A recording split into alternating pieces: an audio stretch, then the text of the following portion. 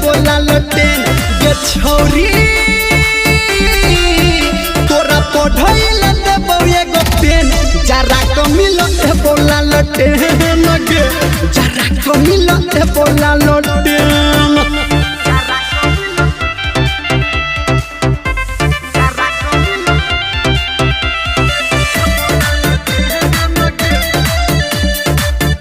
माँ Gayatri recording studio.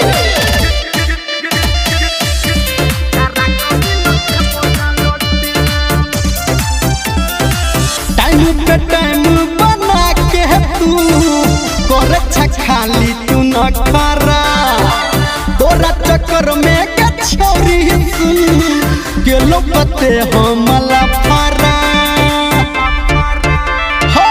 Time पे time बना के तू करे खाली तू न खरा तोरा चक्कर में के छौरी सुन के लो पते हमला फरा गे छौरी तोर जवानी लगो रे रोपलेन जरा कमिल बोला लटेन गे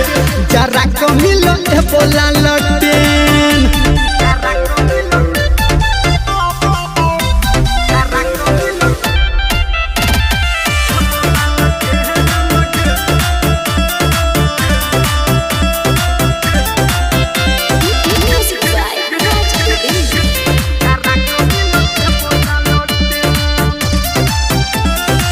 मौका पे चौका लगा बोते आई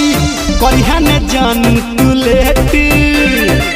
तोहर बापू न भैया के बुझतो केने छी सब हम सेटी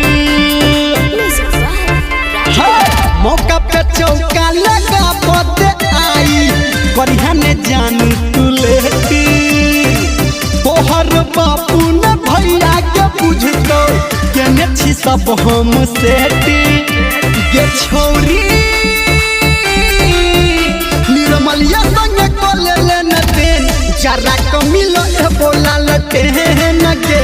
जरा कमिल बोला